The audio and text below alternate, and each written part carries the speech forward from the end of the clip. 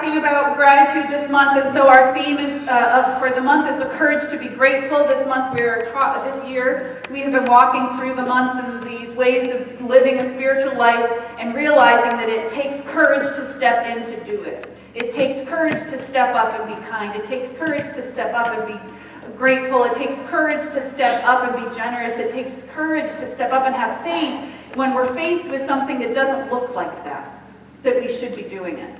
When there's a chance that we're going to be judged by somebody else who thinks we're foolish or naive or Pollyanna or whatever, I don't care, I've given that up finally.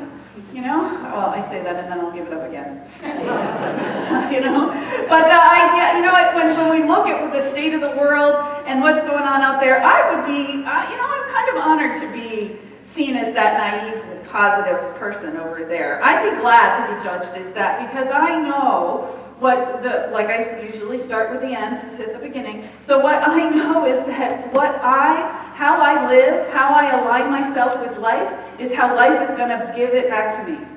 And so if I align myself in a way of knowing that there is peace and that I create situations of joy and that I'm generous of my heart and I am kind and I'm grateful for what there is, I know I'm going to get more of that. There we go. You want to have lunch? You know I got more to say than that. But first, we're going to start. I was blessed this weekend, on Friday, to go back and see evolutionary leader Jean Houston again down at Seaside. She was in town, and I saw her last year. And I'll tell you, the pieces of wisdom that I got from her were her jokes. Yeah. So, she's got great wisdom and wonderful things, but the thing that I got from her was jokes. I have to tell you a little story here. Mr. and Mrs. Flea were out on a date night. They went to the movies. And after the movie, they came out and they were walking along, and Mr. Flea looks at Mrs. Flea and says, "Well, should we walk home or should we take the dog?"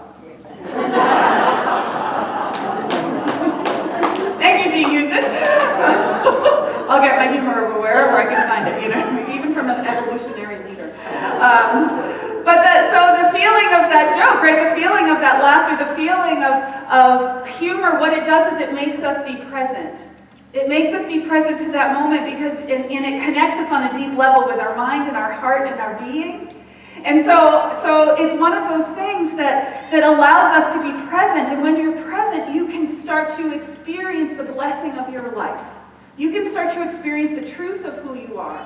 Because we're not focused on how I screwed it up in the past and how I put my foot in my mouth again, which I always do, and how I got so-and-so mad at me about the blah, blah, blah, right? And I'm not afraid about what's going to come. I'm in the moment. In laughter, you're not worried about what's going to happen next week, are you?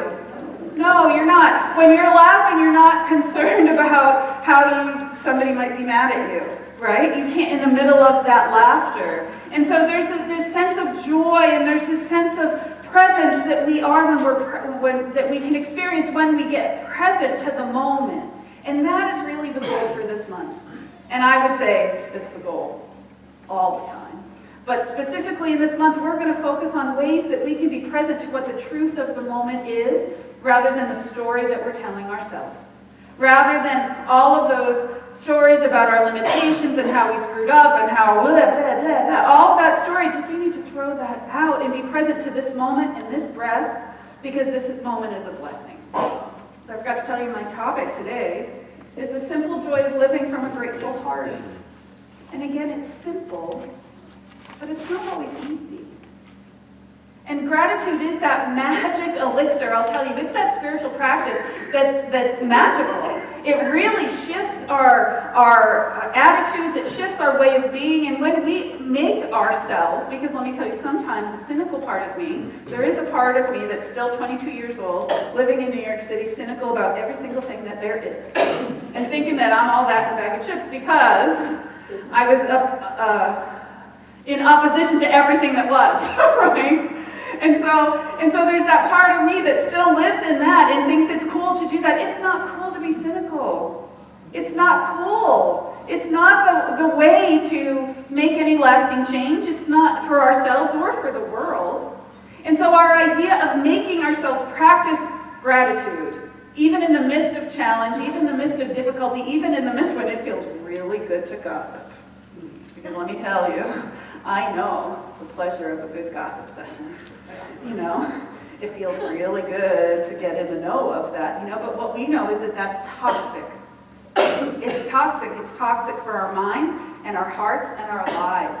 And so we're focusing this month on gratitude and what it can do for us. Now, when you create a daily gratitude practice, you begin to notice what's right in your life, not what's wrong. We have been brought up to look at what's wrong, what needs fixing, what we're challenged with, what it is that we've done wrong. We are socialized into that fix-it mentality.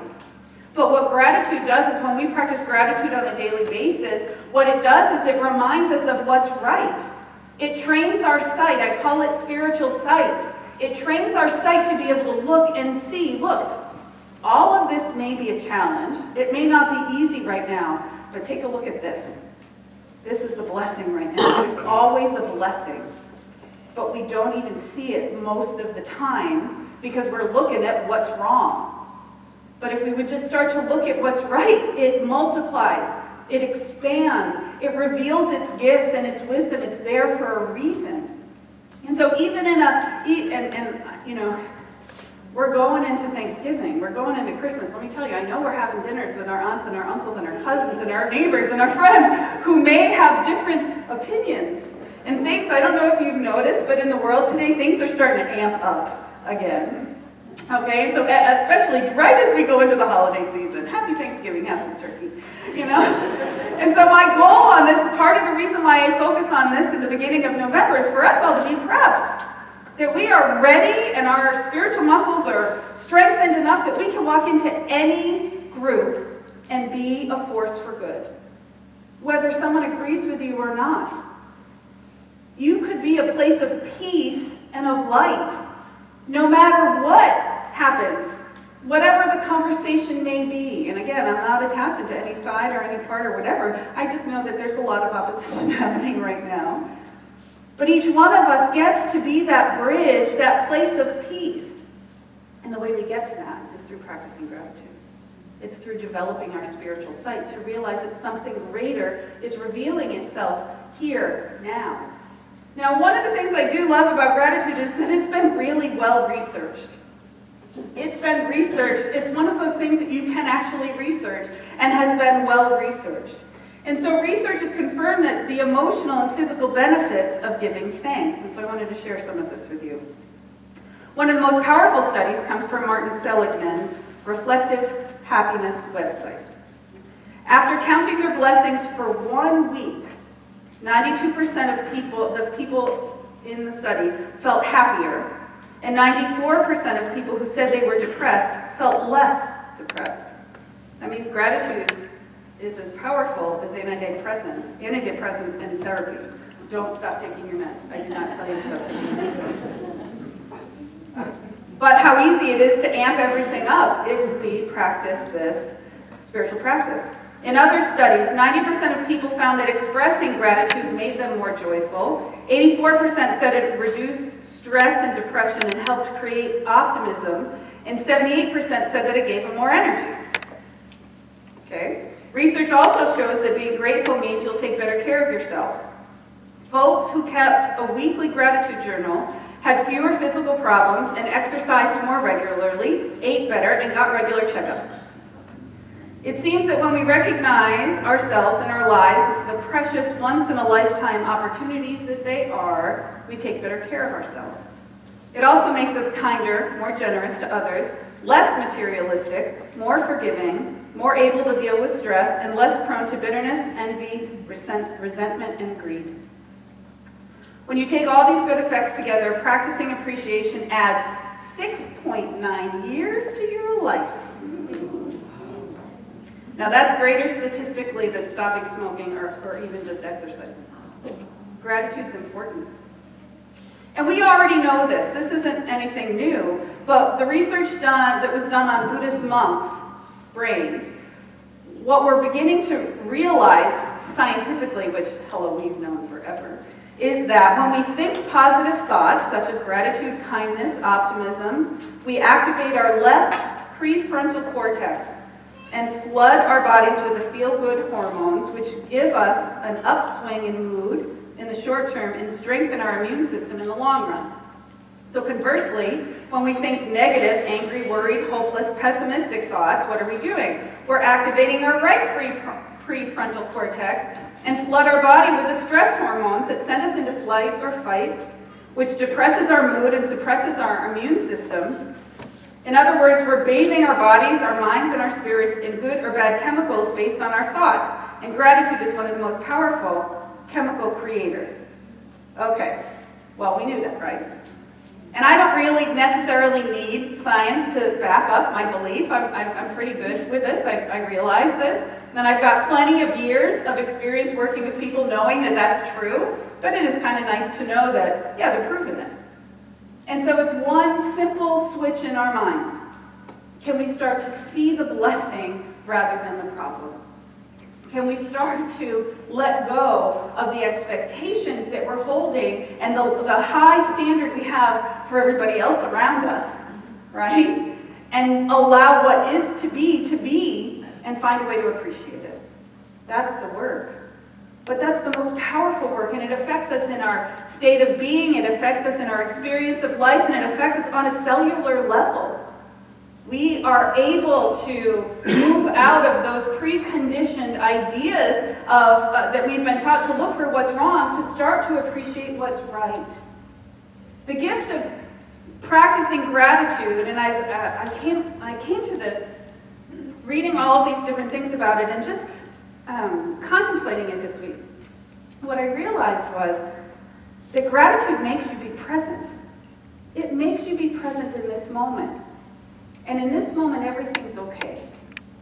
Even if you're in the middle of a challenging diagnosis, even if you're in the middle of a horrible financial crisis, even if you're in a fight with your beloved, if you can breathe in this moment and realize that you are okay, that you have all that you need in this moment, the next moment is birthed from that. And this is the key to this.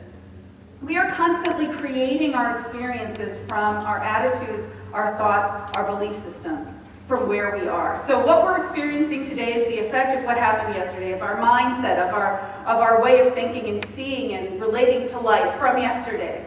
And so today we are creating what we are going to experience tomorrow. It's not necessarily a one-for-one, but you get what I'm saying, right? Okay, so you've got a choice.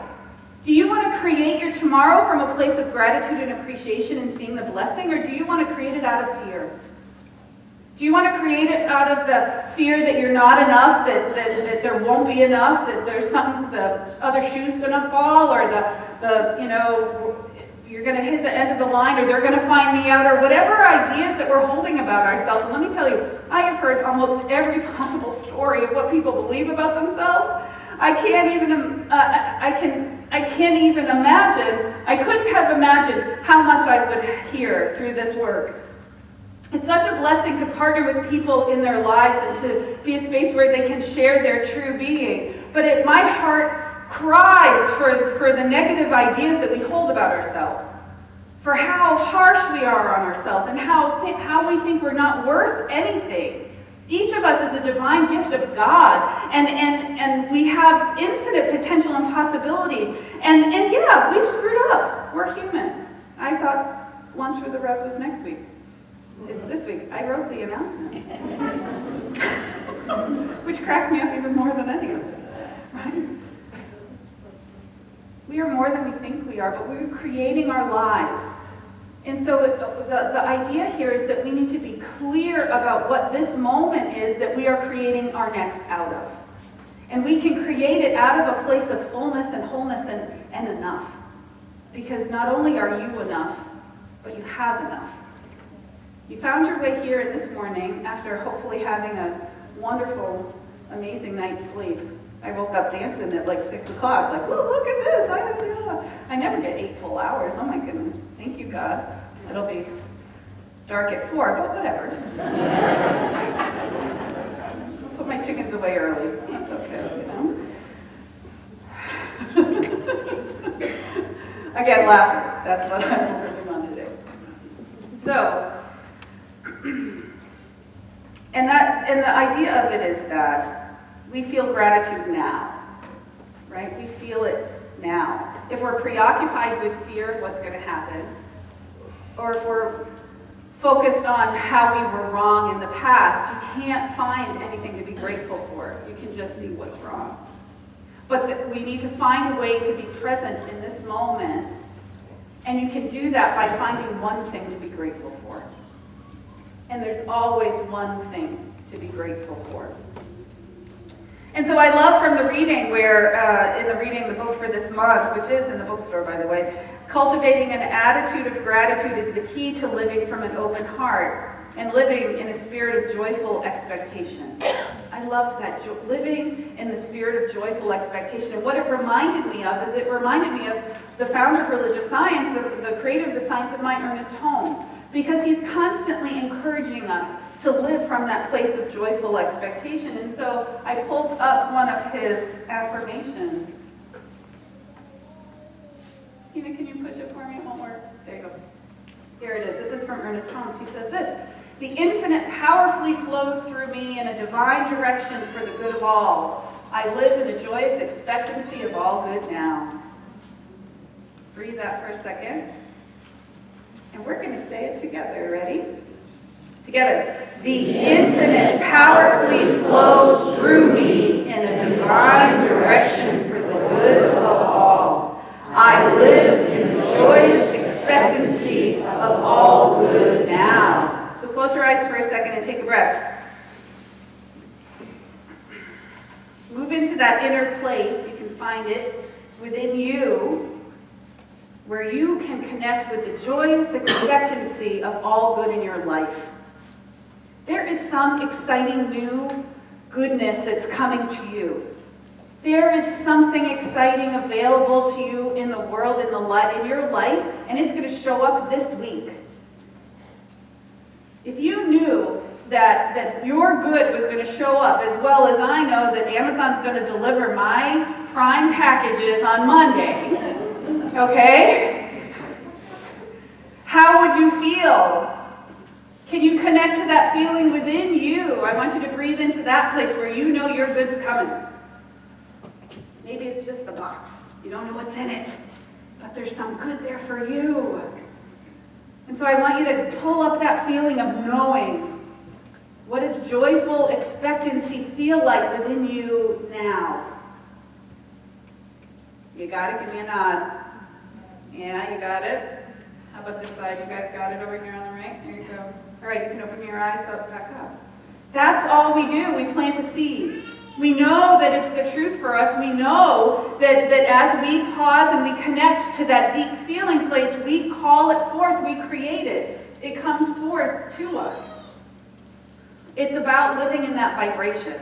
When we live in that vibration of expectancy, of truth, of knowing that this is just the way it is, it's not hoping. Hope is a good first step.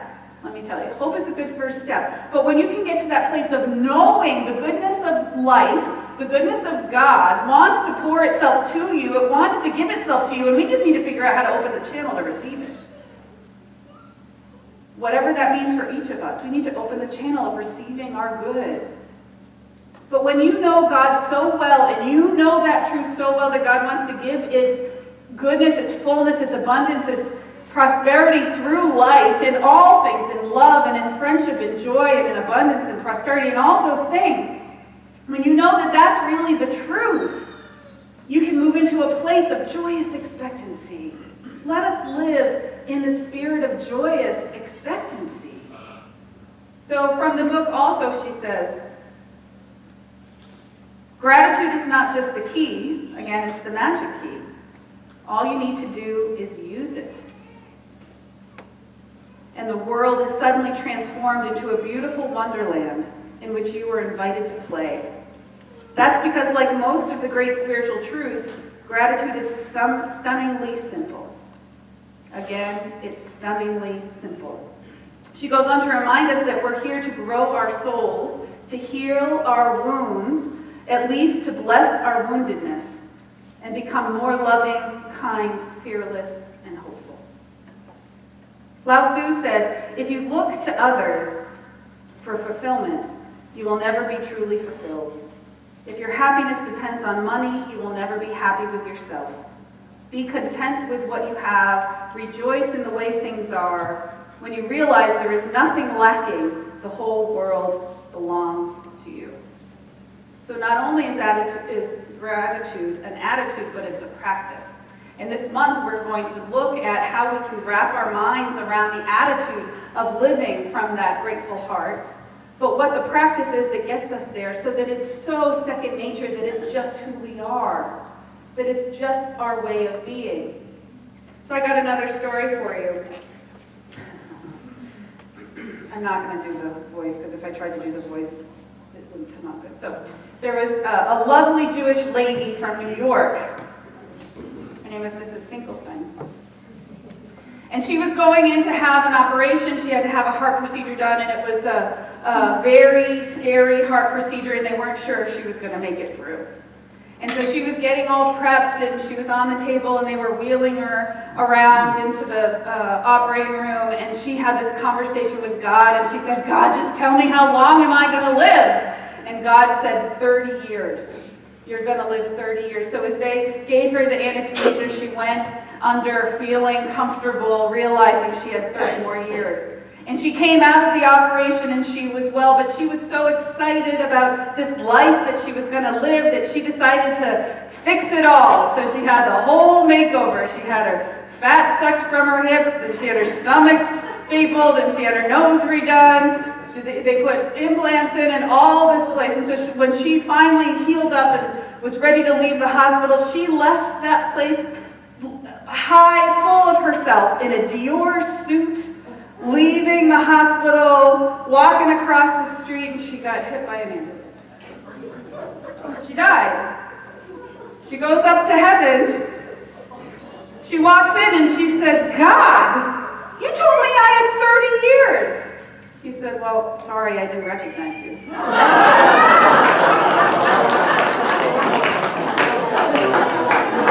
Houston. God bless the laughter. So let's be grateful and live the fullness of who we are, accepting who we are, finding a way to be grateful for us without having to try and transform ourselves or change ourselves into something else. Look, I can even tie it into my talk. How cool is that? When we can wrap our arms around ourselves and be grateful for who we are, in all our wholeness, in all the things that we judge harshly, in all those things that we wish weren't how they are, in all the experiences that we've had, when we get the chance to, I used to teach my practitioner students this all the time, the whole goal is to be able to get to the point where you can bless each and every part of your journey. Every single thing. Because you know what? It got you to this moment. And this is a moment of awareness. It's a moment of being awake. And that is where our creative power lies. We can create from this moment because we have lived the amazing lives we've had. And so instead of judging ourselves so harshly and wishing that we didn't have that blip behind us, I just realized what I just did. I'm sorry. Okay, crack myself up today. So I guess I really do just want to laugh today. But so when we can get to the place where we can embrace it rather than try to push it away, we can accept ourselves deeply. We can find that truth, the true power of gratitude. And so this month what we're going to do is we're going to cultivate that. We're going to find those areas where we can shine our gratitude light into and pull the good out of even the challenges, where we can pull the blessings and the learnings and the inspirations when we look with those spiritual eyes at the lives we have lived and what's happening right now. We can start to create from that higher vibration, from that more expanded place, and we can move into a place where we get all the benefits of gratitude, that our lives are longer, but we don't want a longer life. It's not a good one, right? I don't want to expand my life if I'm going to be miserable in hell. That's horrible, right? But the idea is if we can expand our lives, if we can find a place of comfort and of peace, if we can create the experiences that are wanting to come forth in our heart, we have to start today. And we have to start now. And the first way we do that is by being grateful. And so I'm going to start by being grateful for this moment and this time together. And know that this day for each of us simply unfolds in that grace. And so